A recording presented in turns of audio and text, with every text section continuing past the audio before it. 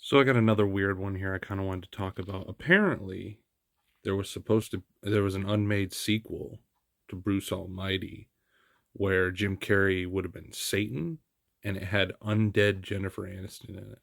So here's basically what it would have been about.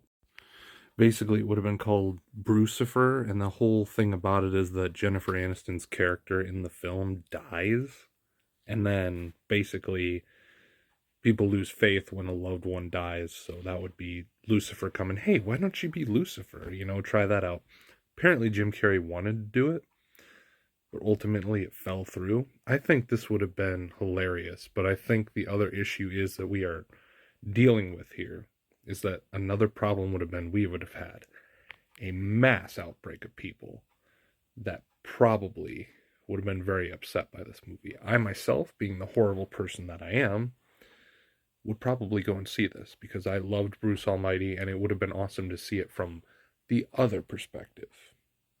Just my thought. But eventually this movie failed because I guess it never made it past the pitch phase. And basically, the world hadn't turned out the way that he was when he had God's powers. And yeah, they were like, why don't we do this?